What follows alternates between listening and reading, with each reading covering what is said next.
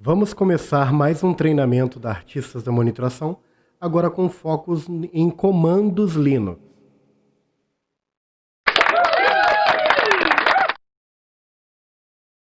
Vamos começar com o primeiro comando, que é certificado por nós, né? Nós reconhecemos ele como um comando muito eficiente para gerenciar serviços.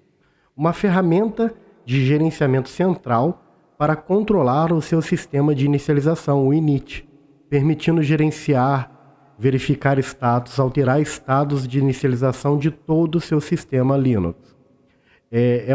Uma ferramenta incrível, é muito reconhecida e já vem nativo na maioria dos sistemas que utilizam o systemd, o systemd. A ferramenta chama-se systemctl. O systemctl pode ser utilizado com o systemctl enable e o nome do seu respectivo serviço, como aqui, ó, Grafana Server, ou systemctl status e o nome do seu serviço, como Grafana Server. Podemos utilizar também o systemctl com o parâmetro de reinicialização, o restart, para o nome do seu serviço. No caso aqui exemplificamos como Zabbix Server. E por último temos o system reload or restart e o nome do seu serviço. No caso ali, recarregar as configurações ou reinicializar o serviço do Apache 2. Pronuncia-se systemctl, tá? Ele é nativo no Debian e alguns sistemas operacionais Red Hat-like com o systemd. A maioria dos sistemas atuais abdicaram de outros sistemas de inicialização para utilizar o systemd, ok? Então você pode encontrar em diversas distribuições. Vamos começar agora com a parte de comandos, né? Vamos entender então como funciona o comando systemctl. Vamos lá, systemctl. Podemos colocar aqui status, o nome do meu serviço. Eu quero verificar o status do serviço Zabbix Server. Então temos aqui, ó, ativo, desde quanto tempo, o status de saída com sucesso. Ele diz também quais são os arquivos utilizados na configuração do processo. Para sair do status é só apertar Q no teclado e pronto. Já visualizamos o status do serviço que está ativo e em execução. Active Running. Podemos também executar agora o comando stop. Systemctl stop Zabbix Server. Nesse exato momento, o nosso serviço Zabbix Server será encerrado. E com esse encerramento, logo em seguida iremos verificar o status do serviço. Vamos lá com o systemctl status.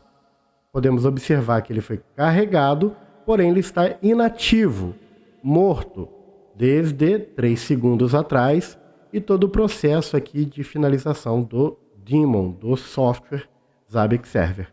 Agora podemos executar o comando para inicializar o Zabbix Server. Vou limpar a tela primeiro, e agora sim vamos executar o systemctl start Zabbix-server. Perfeito.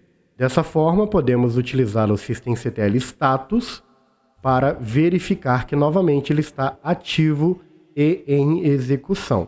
Podemos fazer o mesmo com qualquer outro serviço do seu sistema operacional. Por exemplo, Grafana-server. Ele vai mostrar o status do serviço do Grafana. Podemos fazer também com o serviço do Apache 2. Também está ativo em execução. E podemos fazer também com o software MySQL. Também está ativo em execução o MySQL, no caso MariaDB, aqui neste servidor.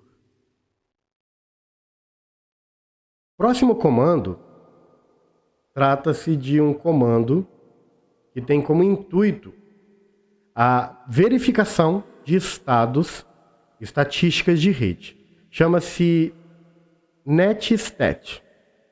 O NetStat, como todas as ferramentas relatadas aqui, foram certificados por nós como ferramentas úteis no arsenal de um sysadmin, de um administrador de redes de sistemas operacionais Linux ou Unix. É muito importante salientar que em alguns sistemas operacionais talvez seja necessário realizar a instalação com apt-get install nettools, ou se for derivado de Red Hat, pode ser um cnf install nettools, se for um Fedora, ou se for um CentOS Yum install nettools, ou um OpenSUSE da vida, cnf install nettools, ou zypper install nettools. Sabendo que esse comando precisa ser instalado em alguns sistemas operacionais, vamos verificar agora como utilizar o comando. Vamos começar com netstat, enter. Ele lista todas as conexões no seu sistema operacional. É importante salientar que podemos utilizar com parâmetros, como vimos aqui no slide. Temos ali o traço PUTONA. Vamos executar esse primeiro, então. netstat, traço PU, de protocolo DP, TCP, ONA, ouvindo todas as portas no formato numérico. Temos aqui cada respectivo serviço alocado com seu protocolo, processo e tudo mais. Vamos começar a análise lá do começo. Vamos lá. Ao executar o comando, temos aqui as conexões de internet ativas, servidores e estabelecimentos de conexão. Usando o protocolo TCP, temos aqui o local address, onde ele foi lá alocado na sua máquina, qual IP que ele alocou e qual a porta. Ele reservou esta porta neste IP no seu servidor. E o endereço convidado, o endereço estrangeiro, o endereço externo, que ele se comunica ou aceita comunicação. Podemos observar quando vier assim, com 000, é uma regra que ele aceita de todas as portas. Então, ele aceita de todas as portas no localhost 53, porta do DNS em TCP. E aqui ele aceita de todas as portas e de todas as origens, ok? Então temos aqui o cache do Systemd Resolve, é um DNS cache, o processo, só escuta a máquina local, porque só a máquina local vai consultar o cache. Ele está no estado ouvindo e a gente poderia, de qualquer endereço da minha máquina local, de qualquer outra máquina, fazer uma consulta nesse processo através da porta que ele escuta, porta 53. Podemos observar que o servidor de SSH está ouvindo na porta 22, está aqui o processo SSHD, em qualquer IP da máquina. Eu posso usar um IP de localhost, um IP externo, um IP de PPPoE, de tunelamento, enfim. E de todas as origens, não tem nada limitando algum IP. Podemos observar que o MySQL instalado no seu Zabbix, no seu servidor, ouve somente do localhost de qualquer IP. Então, só quem tiver acesso a essa interface diretamente pode se comunicar com o MySQL. Pode vir uma comunicação da internet, sem uma regra de Destination NAT, ela não vai atingir o IP local. Ela vai chegar num IP de interface externa, então ele não vai obter acesso ao serviço do MySQL. Observamos também que uma comunicação de rede foi estabelecida, tá? E essa comunicação foi estabelecida e está aguardando uma sincronia de dados, um envio de dados, uma sequência de dados. Temos aqui o IP da máquina local, numa porta local, que se comunicou com esse servidor na porta web, é um serviço web. Essa comunicação está aguardando envio de dados. Ela está só semi-estabelecida. Ela foi estabelecida, está aguardando envio de dados. No último status também temos uma outra aqui com o servidor web, que também aguarda o envio de dados. E todas as conexões podem ser analisadas aqui. Todas que foram efetuadas pelo Zabbix Server, quem se conectou pelo SSH, o IP, qual a porta que chegou, ok? Então o NetStat permite verificar os serviços alocados em rede, assim como também você pode ver em estatísticas de interface. A gente pode observar no nosso slide que temos outras sintaxes. Vamos ver, por exemplo, a tabela de roteamento. Então temos aqui o nosso terminal netstat-r. Ele mostra ali a tabela de roteamento. Temos uma rota default para o gateway de todas as origens, de todas as máscaras de rede, né? E qual interface que ele sai. Ok? Fácil para analisar o roteamento para quem entende de roteamento, das tabelas de roteamento. Vamos agora também verificar, agora o novo parâmetro, o traço S. Vamos lá. netstat traço S. Temos aqui estatísticas, S de estatísticas. Temos aqui estatísticas de IP, encaminhamento, total de pacotes recebidos, frames recebidos, ok, quantos que foram criados em fragmentos, quantas informações de ICMP, ICMP Messages Type 8, vários outros tipos de mensagem ICMP, o DP e vários dados do TCP. É uma ferramenta muito útil para otimização do servidor quando você precisa ajustar, né, parâmetros como um Keep Alive de conexões TCP, como informações de descartar pacotes de acknowledge, de acordo, de aceitação de serviço, de uma comunicação no handshake. Como você pode um dia precisar alterar parâmetros padrões através do netstat-s, você verifica o que está em funcionamento no seu sistema. Não é através dele que você altera, você só verifica as estatísticas. Vamos agora para o próximo comando. Vamos aprender agora o comando. O LSOff, ele tem seu espaço reservado nas ferramentas de administradores de sistemas Linux e às vezes Unix, porque às vezes é muito importante monitorar arquivos abertos por um usuário, por um processo, arquivos de log, arquivos de determinados processos em execução, monitorar também file descriptors. Como citado, um file descriptor nada mais é do que um arquivo alocado no seu sistema que aponta para um processo ou para outro arquivo que tem vínculo a processos. Um file descriptor também pode ter vínculo com conexões de rede. Podemos ter um file descriptor que aponta para portas, ou seja, para sockets, handles alocados no seu sistema operacional. A gente vai testar agora na prática como funciona um LSOff executando em um servidor. Vamos lá.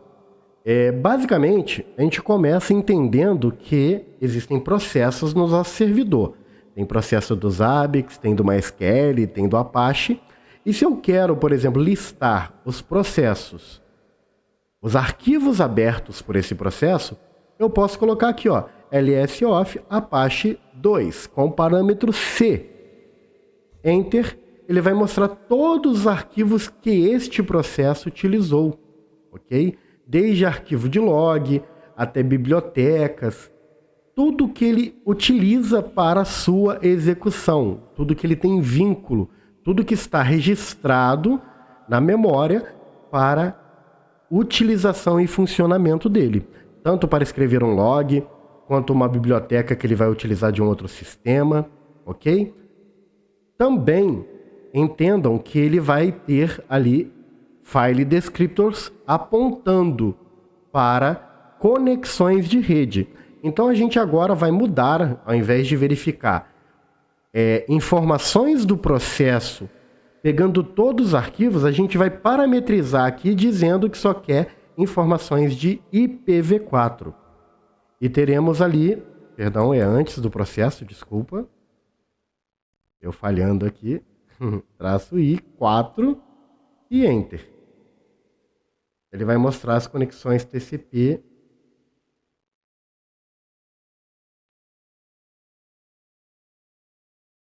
Vamos cortar essa parte do vídeo. Outra funcionalidade aqui, a gente pode utilizar aqui a visualização dos file descriptors referentes ao protocolo IP.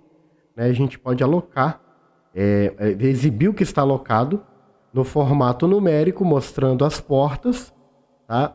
Formato numérico é para que não resolva domínios, o DNS. Vamos apertar o Enter e ele vai mostrar, ó, o Zabbix Server, foi abreviado por não caber, tem tal identificação de processo, tal PID. Vamos vir aqui, ó, comando PID usuário, usuário Zabbix, o Zabbix Agent com esse PID está vinculado ao usuário Zabbix. Através do IPv4, ele tem uma comunicação TCP aguardando conexões nessa porta. Assim como o System Resolve, ele escuta lá no localhost a porta 53, ok? É muito importante entender, tá, que, por exemplo, o SNMPD instalado nessa máquina usa este usuário e recebe conexões na porta 161. Então vocês podem verificar todas as comunicações de rede também estabelecidas com envio de sincronismo, aguardando, estabelecidas através do LS-OFF. Assim como podemos declarar o IPv4, podemos declarar o IPv6. Ele vai mostrar todas que podem vir de IPv6 ou de tudo. É muito comum a associação de IPv4 e IPv6 para um diagnóstico de todos os sockets, file descriptors de redes, ok? Podemos utilizar outro parâmetro, pegando somente por um usuário chamado Zabbix no meu sistema. E aí ele vai mostrar que tudo referente ao usuário Zabbix, cada processo, como por exemplo o fping. O processo usuário Zabbix tem em execução agora o processo fping, e o fping tem dependência dessas bibliotecas aqui. Você pode até encontrar o caminho do seu executável, o arquivo de logs, caso ele utilize. Por exemplo, eu consigo observar que o fping ele precisa de acesso a uma pasta de devices, de dispositivos randômicos, provavelmente para fazer no cálculo, quando ele for pingar vários dispositivos de rede, ele vai precisar de números randômicos para colocar na sequência do envio de cada pacote ICMP. Temos aqui o SH, temos aqui processo do Zabbix Server, tudo isso que o usuário Zabbix utiliza na máquina, ok? Então temos aqui também, por último, como verificar um arquivo de log. Você pode dizer ao seu sistema o nome do seu arquivo para verificar quais são os processos que utilizam ele. Pronto. Quem utiliza o Zabbix Server Log? Vamos lá. O próprio Zabbix Server com o usuário Zabbix. Aí tem vários subprocessos, vários threads. E o próprio shell do Linux também tem acesso em execução nesse arquivo. Talvez porque o Zabbix Server tem referência à comunicação em ele em C. Em algum momento executa um shell também se comunicando com ele. Então eu posso encontrar vários arquivos no meu sistema. Vamos entrar numa pasta de logs. Vamos listar aqui. Eu gostaria de ver quais são os processos do meu Linux que tem acesso, por exemplo, ao arquivo, vamos escolher aqui, last log. Vamos lá, lsoff last log. Nenhum processo listado. Vamos fazer então com o Grafana. Entramos na pasta do Grafana, last log, lsoff, o arquivo do Grafana, que tem aqui grafana.log. Somente um processo do Grafana tem acesso ao arquivo grafana.log. Ok? Podemos fazer isso com todos os arquivos no seu Linux. Um arquivo que você tenha no seu diretório home, um arquivo dentro de user, share. Você pode escolher qualquer arquivo dentro de uma pasta e executar o comando lsoff para verificar quem usa ele. Vamos fazer o teste com o arquivo de configuração do Apache. cd etc /apache 2. E aqui temos o arquivo em apache.conf. lsoff apache.conf. Nenhum processo em execução utilizando ele agora. Ele foi lido, foi alocado na memória e não precisa mais ficar consultando esse arquivo frequentemente. Ok, pessoal? Então é muito importante o entendimento também de que são processos em execução que têm consulta constante a esses arquivos. O registro desse arquivo está, de fato, sendo executado através da memória, do processamento. Se você uma vez leu o arquivo, fechou o arquivo, pegou aqueles dados e guardou na memória, você não está mais se comunicando com o arquivo, e sim com os dados alocados na memória. Tá bom? Então, aprendemos aqui o uso do comando lsoff, perdão. Ok? Ele pode ser instalado em sistemas Red Hat-like, como CentOS, Fedora, OpenSUSE. Ok? Ele pode ser instalado também em sistemas operacionais Debian-like, como Ubuntu, Debian, Knopix e outras distribuições derivadas de Debian. Também disponível em arquiteturas como Gentoo e FreeBSD, Arch Linux. Ok? Os comandos de instalação não estão aqui, só será necessário se você precisar instalar no seu sistema operacional, e aí você deve conhecer um pouco mais de como instalar pacotes no seu sistema operacional. Vamos ao próximo processo, esse é muito legal. O meu comando preferido acaba sendo o mtr, que a gente vai falar daqui a pouco, e o iotop.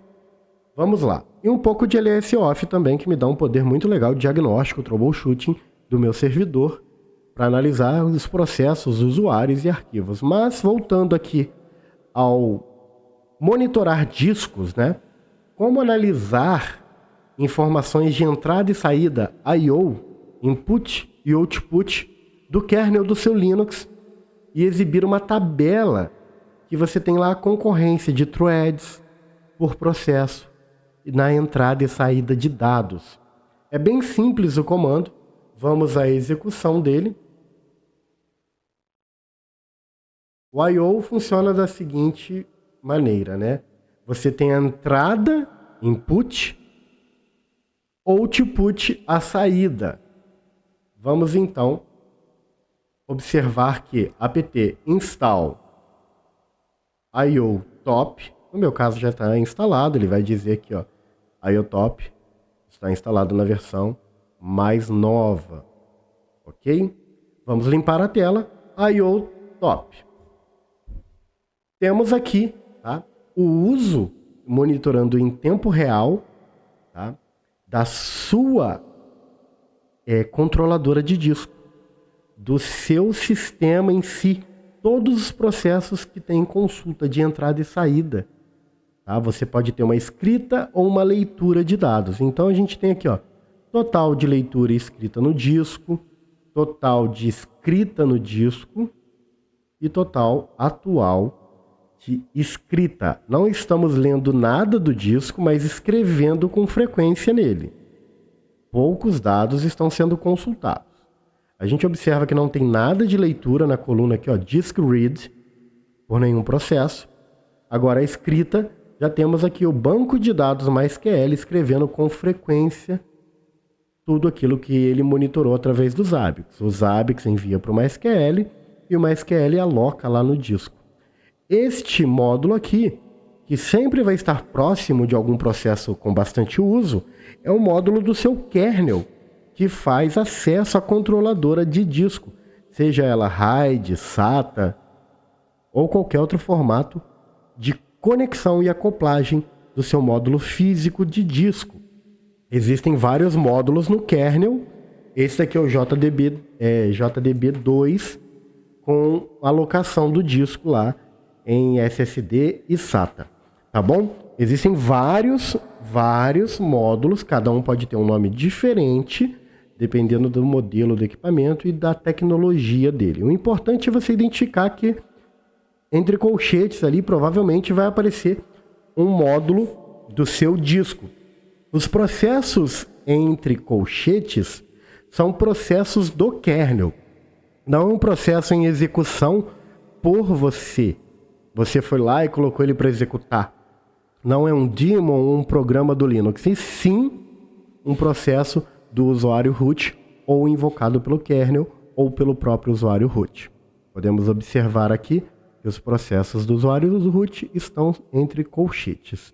Agora, os meus processos da minha máquina lá, com o usuário Zabbix, aqui, enquanto que ele escreve no disco, e o processo também do Zabbix, syslog, outros processos do sistema, do ambiente, criados por mim ou pelo próprio sistema, estarão aqui com a identificação do usuário e o quanto que ele escreve no disco. Podemos observar que o Zabbix precisa de um sistema de arquivos, né, o MySQL e o Zabbix, que tenha mais eficiência na escrita do que na leitura. Com frequência, a gente vai escrever mais dados do que apagar dados. Não, apagar dados também é uma escrita. Então, obter dados, consultar, é o disk read. Apagar, deletar, escrever, criar novo, é o disk write. Observamos também que cada processo tem sua respectiva prioridade listada aqui. Quem entende de processos no Linux, entende renice ou mudar a prioridade de um processo, poderia até mesmo manipular isso, tomando cuidado para não prejudicar o desempenho nativo do seu sistema. Não dá para colocar um processo com mais prioridade do que os processos do kernel, por exemplo. Isso pode ter inconvenientes e causar danos no seu sistema. Importante salientar também que, além do PID, né, a identificação do processo, a prioridade, o usuário, isso aqui é muito relevante para identificar gargalos no seu sistema.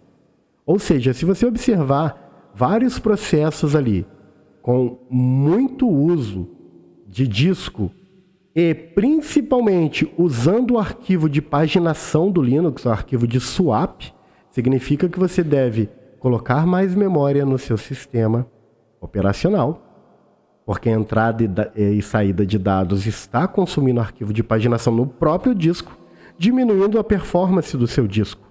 Então, é muito interessante observar os valores de swap in, a porcentagem de I/O, quanto maior, mais uso de disco, e quanto que ele escreve por segundo ali de kilobits, megabits ou até bits, tá bom? É importante entender um pouco de swap, um pouco de entrada e saída, mas aqui a gente consegue verificar se de fato eu estou saturando a minha controladora de disco e o disco tem pouco desempenho. Chegamos nesse momento onde o MySQL tem ali, ó, 59%, chegou a 91% de uso do disco, ok? Esse processo consumiu todo o pool que ele tem de comunicação ali, tá bom? 78%, olha lá, tá bem agressivo, consumindo 80% dos recursos disponíveis de I/O. A gente está com quase 9, 10 megas de escrita naquele disco. Agora temos ali 55, 56, ok? Vamos agora encerrar com Q no teclado IOTOP e vamos para o próximo comando.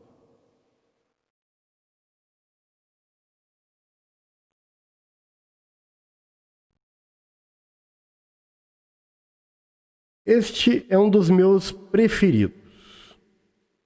O comando mtr é capaz de detectar a comunicação entre hosts.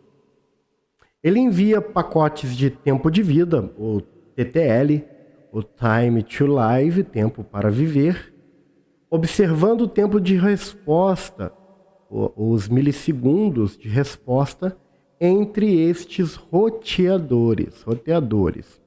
Ele exibe porcentagem de perda, hostname, prefixos e até mesmo ASN, Autonomous System Number. Vamos lá. MTR, que significa, só para vocês entenderem, My Trace Route. É o meu Trace Route, meu traçar rota. O My Trace Route, ele é instalado no seu sistema operacional, apt install My Trace Route, MTR, -tiny, porque existe uma versão em GTK, que é uma biblioteca para GNOME. Ou seja, o MTR nativo, normal, MTR, ele vai instalar uma aplicação no seu desktop que você clica e tem uma interface gráfica. Não desejamos a aplicação com interface gráfica porque vamos executar comando no shell. Então, é importante utilizar aqui o MTR-tiny, ok? Ao apertar Enter, ele vai dizer o MTR-tiny está instalado na versão mais atual. E por padrão, ele vai substituir o MTR tradicional com GTK, ou você pode instalar só o GTK. Mas eu recomendo o uso do MTR-tiny e ele será acessível através de somente My Trace Route MTR. Para isso, a gente vai traçar rota, então a gente tem que apontar um destino. Vamos colocar o IP do Google e apertar o Enter. Observamos que ele passa aqui, saindo da minha máquina pelo primeiro hop, o primeiro salto. Ele vai para um gateway, que é o meu roteador. Depois ele vai para o segundo salto, um outro IP de um outro equipamento. Depois ele vai para São Paulo, no IX. Depois ele vai para um outro IP, para outro, até chegar no Google. Só que a gente vê resolução de domínios aqui. A gente vê o hostname, o DNS de cada um deles. Então, para que possamos resolver isso, o formato numérico remove a resolução de DNS e iremos ver somente IPs. Pronto, agora sim. Eu vou para o meu roteador, meu gateway, saio para outro, até chegar o IP do Google. E observando na coluna direita, temos aqui loss, perda, 0% em cada um dos saltos. A gente teve aqui o envio sent, de envio, de cada pacote. Quantos pacotes estão sendo enviados para cada um deles? 29 pacotes para esse, agora 31 pacotes.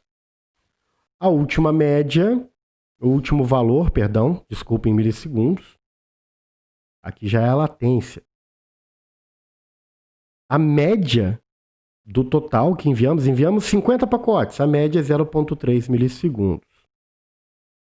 O melhor valor obtido desse intervalo, observem que quando você chegar em 100 pacotes, esse valor de best, o melhor valor, pode mudar. O pior valor, e esse último campo, futuramente a gente cita dele. Mas por enquanto está aqui o pior valor para a comunicação com o Google. O pior valor meu é de 35,4 milissegundos. Eu poderia abrir um ping para o Google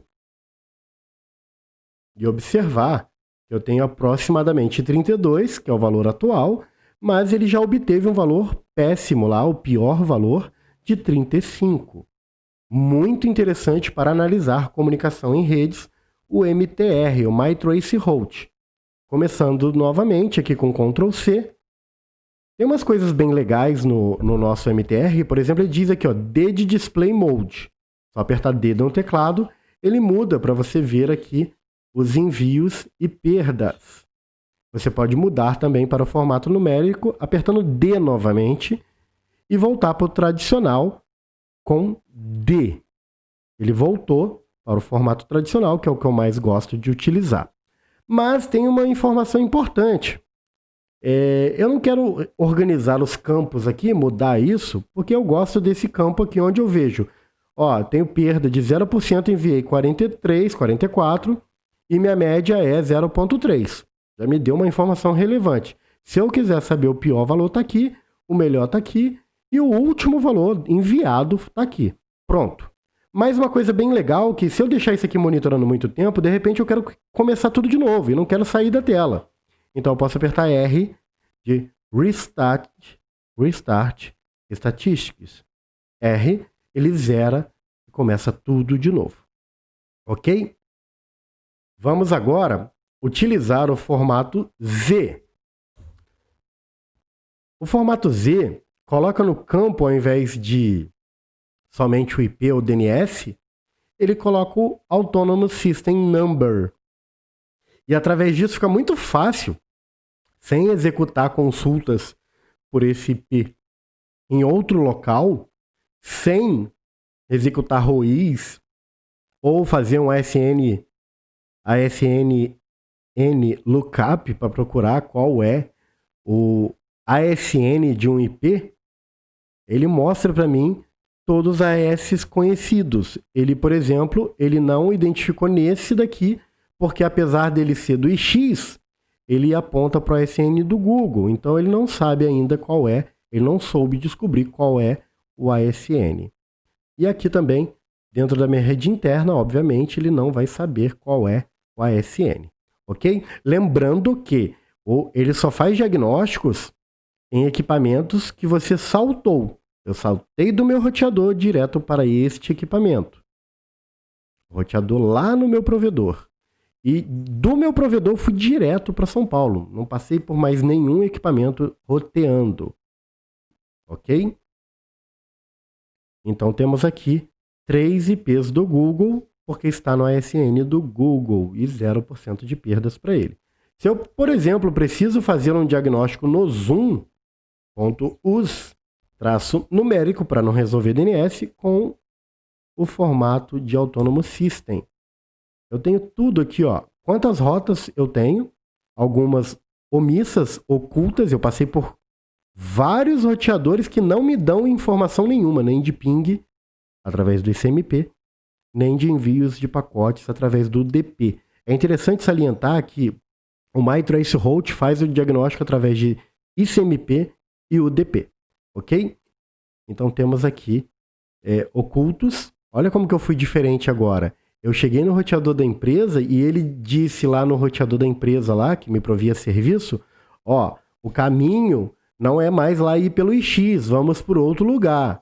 E aí fomos para 2 IPs aqui, um terceiro, o outro, e estamos aqui nesse ASN, ok? Depois para esse, com 3 IPs, 2 IPs, outro oculto. Chegamos até o Zoom com 0% de perda. Eu tive aqui 20 saltos para chegar até o Zoom. Por isso, algumas das vezes, a minha internet não fica tão estável, porque para chegar no Zoom, plataforma da nossa aula, eu levo 20 saltos para chegar até lá. Mas a minha latência teve o pior valor de 113 milissegundos, o melhor de 99 e a média em 100 milissegundos. Legal para fazer o diagnóstico, né, pessoal? Próximo comando. Certificado em pesquisas velozes. O Silver Searcher, ou seja, o pesquisador prateado, é capaz de pesquisar informações em arquivos, diretórios ou através de recepção de outros parâmetros através de pipes. Mais veloz que o grep, fast grep, grip, fast grip e ACK. Esses três são o grip, o F-grip, extended grip também existe, e o ACK. São pesquisadores igual o AG, igualmente com a mesma funcionalidade de encontrar informações em arquivo de texto, diretórios ou recebendo dados de pipes. Então ele é o mais rápido de todos em pesquisas e tem coisas legais. Pronuncia-se AG, ok? Que é o símbolo na tabela periódica da prata. Por isso, pesquisador prateado, ok? Podemos observar que podemos instalar ele no Debian ou derivados, Debian-like, com o comando apt install ou apt-get install silver searcher-ag, ou em Red Hat like com sudo yum install silver searcher-ag. O AG ele é muito eficaz em fazer buscas no sistema, em arquivos. Vamos, por exemplo, encontrar dentro de um diretório que eu já conheço, cd user share,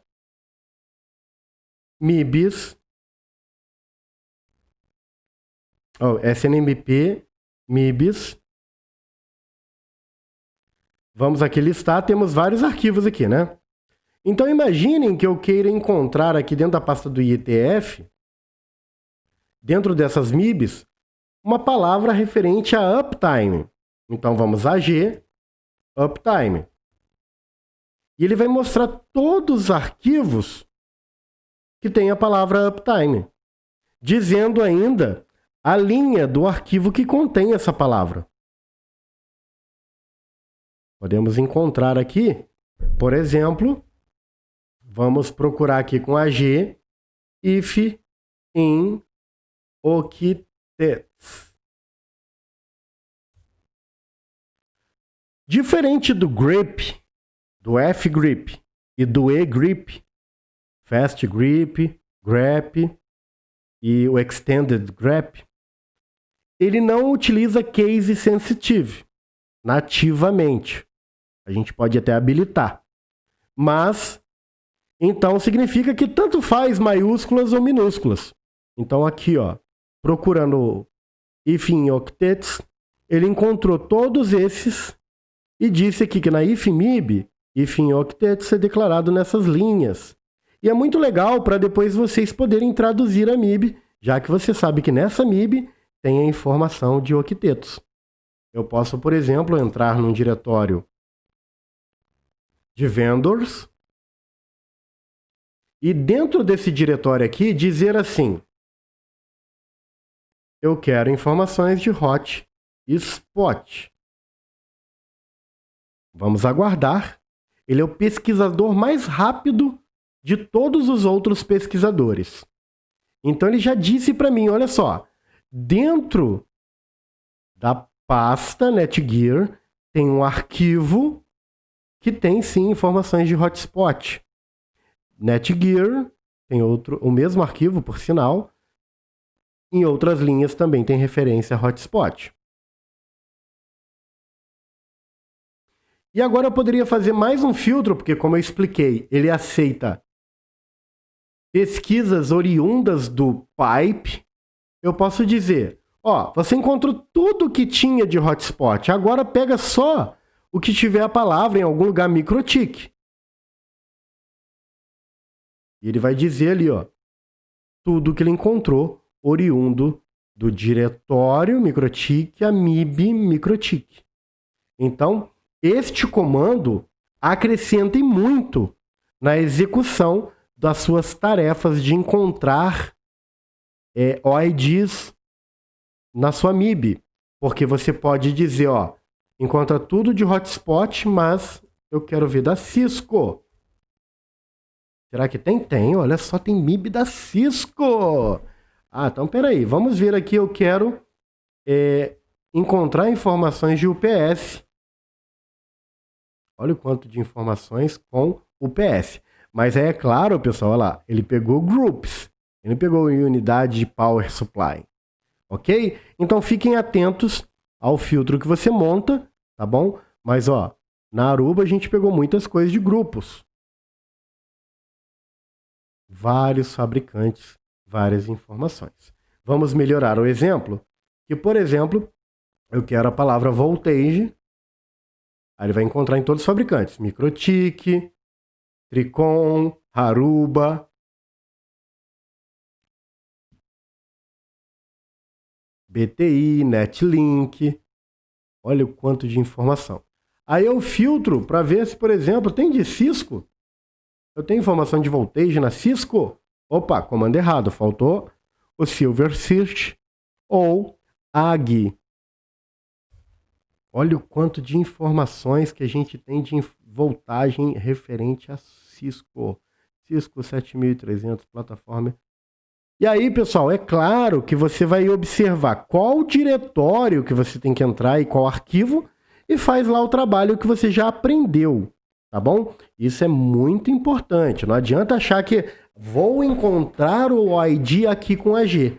Uma parte bem legal, quando desejarmos fazer a manipulação, pesquisa para o IDs, é que o AG, ele pesquisa expressões regulares, né?